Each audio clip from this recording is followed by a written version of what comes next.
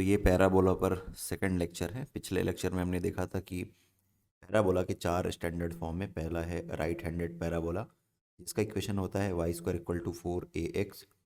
दूसरा होता है लेफ्ट हैंडेड पैराबोला, जिसका इक्वेशन होता है Y square equal to -4ax। और तीसरा होता है upward parabola, that is x square equal to 4ay। और डाउनवर्ड पैराबोला होता है x square equal to -4ay। ये चार स्टैंडर्ड फॉर्म हमने देखे थे, उससे रिलेटेड कुछ क्वेश्चंस देखते हैं। तो क्वेश्चन है कि find the vertex focus equation of directrix length of latus rectum of the given parabola. दिए गए पैराबोला या परवलय के शीर्ष नाभि के निर्देशांक, नियता का समीकरण व नाभि लंब जीवा की लंबाई ज्ञात करना है। तो पहली बात ये कि हमारे पास जो चार स्टैंडर्ड फॉर्म है उसमें से ये किस फॉर्म को बिलोंग करता है। तो ये जो इक्वेशन है ये standard form y square equal to 4ax को बिलोंग करता है। Let this is equation 1, this is equation 2। On comparing, तुलना करने पर, देखिए यहाँ पर x है, यहाँ पर भी x है, यहाँ पर 4a है, यहाँ पर 8 है। तो 4a is equal to 8, that implies a equal to 2। a equal to 2 हमें मिल गया। अब Y square equal to 4ax, इस वाले केस में आपको पता है कि वर्टेक्स या शीर्ष के निर्देशांक क्या होते हैं, ये होता है 0 0। तो यहाँ पर भी इस केस में आपको वर्टेक्स 0 0 ही मिलने वाला है। दूसरा है फोकस, फोकस या नाभि के निर्देशांक। ये नाभि का निर्देशांक Y square equal to 4ax में आपको मिलता है a0। तो हमारे इस केस में है 2 0, a की वैल्यू 2 है, तो आपको फोकस जो है वो 2 0 मिल जाएगा। नेक्स्ट है एक्सिस या अक्ष का समीकरण। तो एक्सिस जो होता है ये y इक्वल टू 0 होता है, तो यहाँ पर आपको y इक्वल टू 0 ही मिलेगा। इसके बाद है डायरेक्ट्रिक्स का equation, directrix equation of directrix या नियता का समीकरण। इस केस में डायरेक्ट्रिक्स का इक्वेशन आपको मिलता है x इक्वल टू -a। तो यहाँ पर x इक्वल टू -a, इसका मतलब है -2, या फिर इसको जब आप सॉल्व करेंगे तो मिल जाएगा x plus 2 is equal to 0।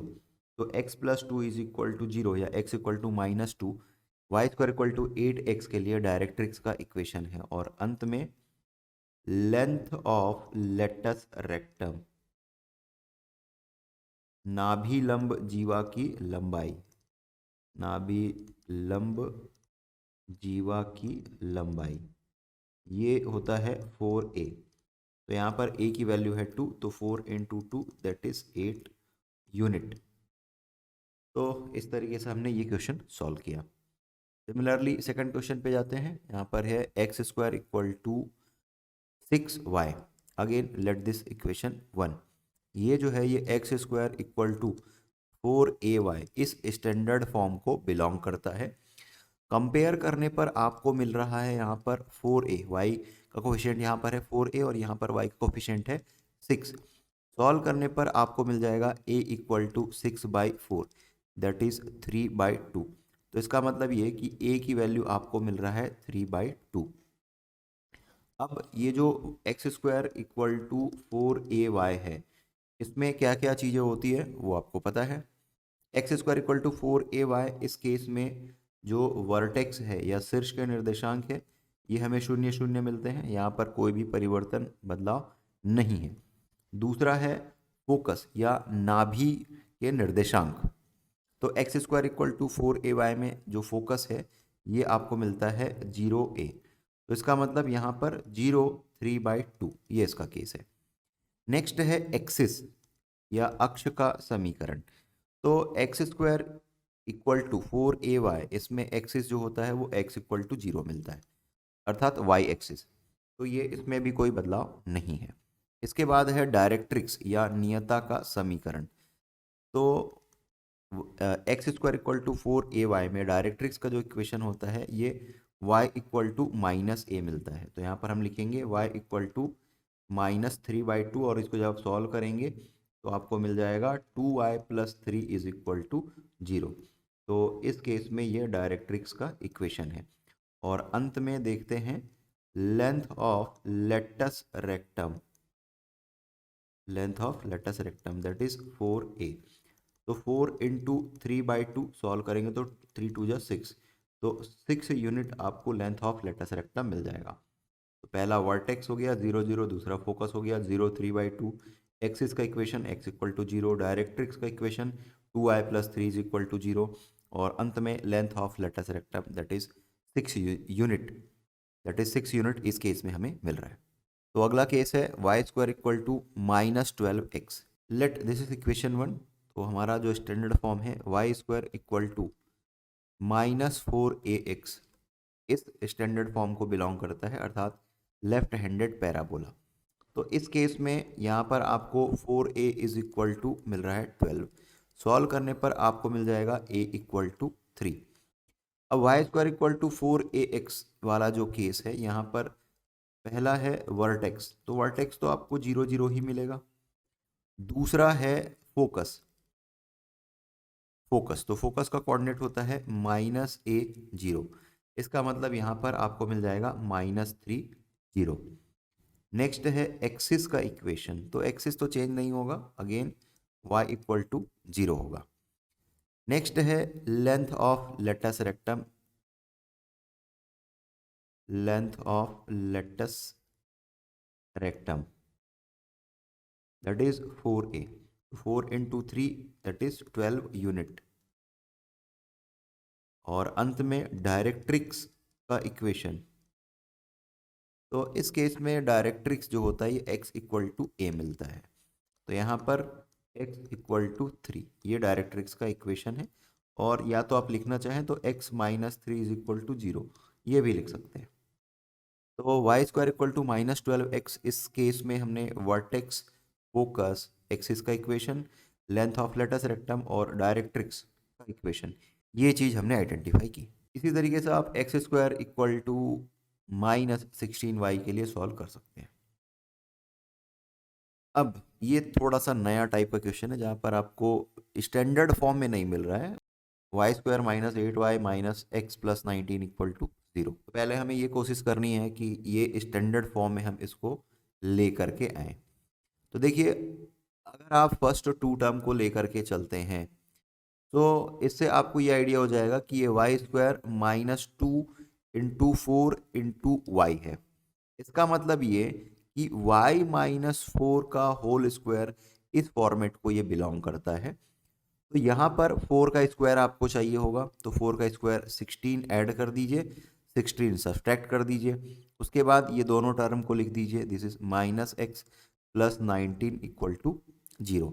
तो ये फर्स्ट 3 टर्म जो है ये आपको y - 4 का होल स्क्वायर ये दे रहे हैं। उसके बाद है ये -x और 19 - 16 करेंगे तो आपको मिल जाएगा +3 दैट इज इक्वल टू 0। या फिर इसको अगर आप लिखना चाहें तो लिख सकते हैं y - 4 का whole square is equal to x - 3, कुछ इस तरीके से। तो ये जो इक्वेशन है ये स्टैंडर्ड फॉर्म को कुछ इस तरीके से बिलोंग करता है। A standard form, this is y² equal to 4ax।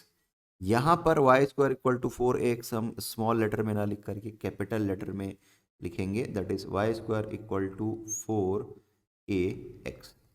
क्यों ऐसा कर रहे हैं थोड़ी देर बाद आपको समझ आ जाएगा।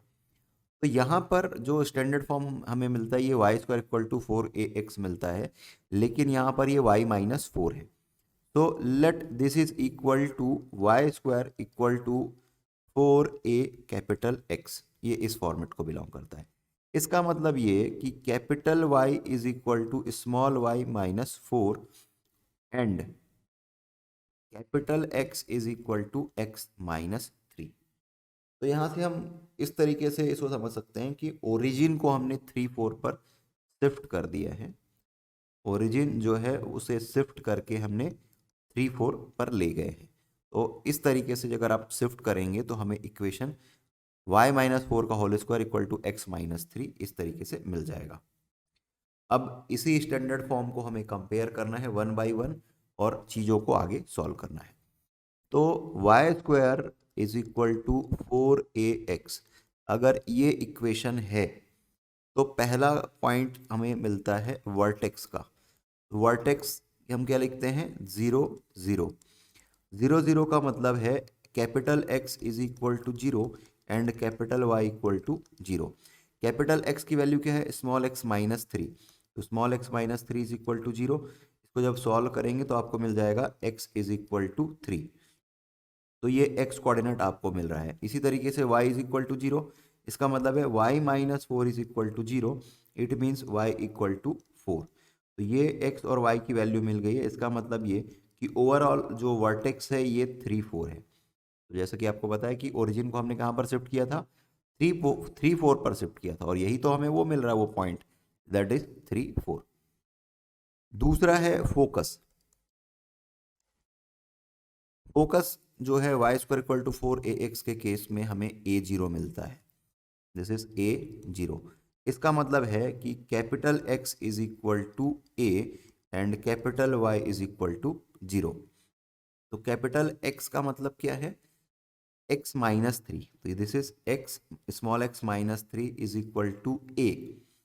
अब हमें a की वैल्यू कैलकुलेट करनी है। देखिए यहाँ पर 4a है और यहाँ पर है 1, तो यहाँ से हमें क्या मिल जाएगा 4a equal to 1, that implies a is equal to 1/4।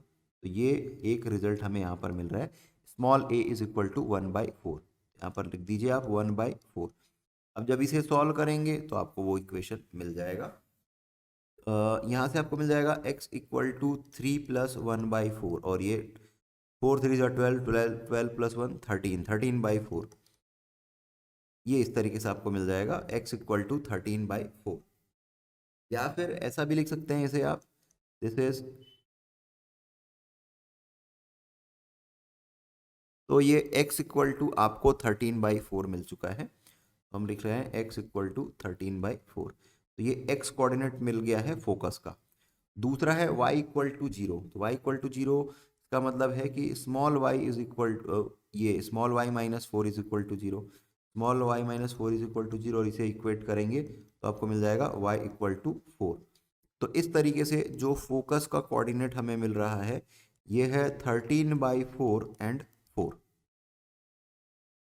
Next है डायरेक्ट्रिक्स का इक्वेशन। डायरेक्ट्रिक्स का इक्वेशन क्या मिलता है x is equal to minus A. Capital X हमें यहाँ पर लिखना है, दैट मीन्स स्मॉल x के टर्म में लिखेंगे तो ये मिल जाएगा x minus 3 is equal to minus A. इसका मतलब है -1/4। अब इसे सॉल्व कीजिए तो आपको क्या मिल जाएगा, this is 4x minus 12 is equal to -1। Cross multiply करेंगे तो 4x माइनस 12 इक्वल टू -1, और इधर आकर के ये 12 जो है राइट साइड पे पॉजिटिव हो जाएगा और आपको मिल जाएगा 11। तो इस तरीके से आपको मिल रहा है x इज इक्वल टू 11/4। तो ये डायरेक्ट्रिक्स का इक्वेशन है जो कि हमें चाहिए था। नेक्स्ट है लेंथ ऑफ लेटस रेक्टम। ये आपका थर्ड पॉइंट हो गया डायरेक्ट्रिक्स, और फोर्थ पॉइंट है length of latus rectum, this is 4a। तो 4 से a को मल्टीप्लाई करोगे, a की वैल्यू है 1/4, सॉल्व करने पर आपको मिल रहा है 1, दिस इज 1 यूनिट। तो एक बार यहाँ पर क्विक रिवीजन कि वर्टेक्स क्या आ रहा है हमें 3 4 आ रहा है, फोकस जो है 13/4 और 4 आ रहा है, डायरेक्ट्रिक्स का इक्वेशन x इक्वल टू 11/4 आ रहा है, और length of latus rectum that is 1 unit हमें यहाँ पर मिल रहा है। दूसरा क्वेश्चन ये है, तो पहले हमें इसको सेम स्टैंडर्ड फॉर्म में कंपेयर करना होगा, लेकर के आना होगा। तो पहला है x² माइनस 3x, पहले x के टर्म को लेकर के चल रहे हैं क्योंकि x का पावर 2 है, इस वजह से ये x माइनस समथिंग का होल स्क्वायर ऐसा हमें मिलने वाला है। फिर ये +2 आए प्लस 5 इज इक्वल टू 0 है। अगर आप इस इक्वेशन को थोड़ा सा ऑब्जर्व करें तो आपको कुछ ये इस तरीके से दिखाई देगा, ये x² माइनस 2ab होता है, तो 2 हम मल्टीप्लाई कर रहे हैं, 2 हम डिवाइड कर रहे हैं, और ये है a। इसका मतलब ये है कि हमें x माइनस 3/2 इसका होल स्क्वायर मिलने वाला है। तो इसके लिए हमें 3/2 का होल स्क्वायर, इसका मतलब है 9/4 ऐड करना पड़ेगा, और 9/4 हमें सब्ट्रैक्ट करना पड़ेगा। और इसके बाद में ये 2y plus 5 that is equal to 0। तो ये आपको फर्स्ट 3 टर्म जो है ये x माइनस 3/2 का होल स्क्वायर ये वैल्यू आपको दे रहा है। दूसरा है कि प्लस 2y, और अगर हम इसको सॉल्व करेंगे जैसे 5 minus 9/4 that is equal to 0। इसको हम राइट साइड पर शिफ्ट कर देते हैं, दैट मीन्स x माइनस 3/2 का होल स्क्वायर है और ये इज इक्वल टू करेंगे तो पहले इसको सॉल्व कर लेते हैं। 5 चौक 20, 20 में अगर 19 हटाएंगे तो मिल जाएगा 11, 11/4। ये -2i और -11/4 ये आपको इस तरीके से मिल रहा है। तो ये x माइनस 3 का whole square equal to -2i -11/4 है। यहाँ से हम -2 को अगर कॉमन लेते हैं तो आपको मिल जाएगा y प्लस 11/8। तो इस तरीके से ये जो फॉर्म है ये हमें मिल रहा है x माइनस 3/2 का whole square is equal to -2 into y plus 11/8।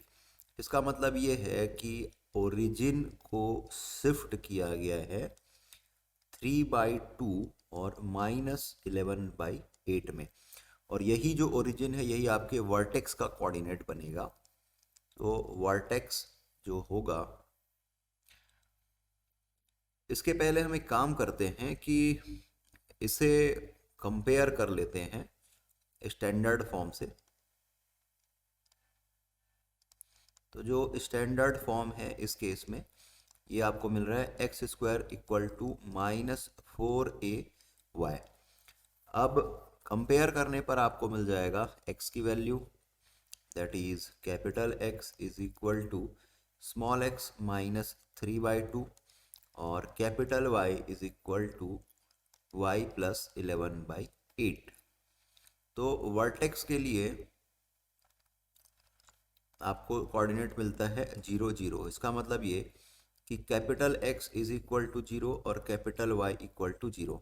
Capital X equal to 0 solve करेंगे मतलब स्मॉल x माइनस 3/2, तो आपको मिल जाएगा x इज इक्वल टू 3/2 और capital Y equal to 0 consider करेंगे तो आपको मिल जाएगा y इक्वल टू -11/8।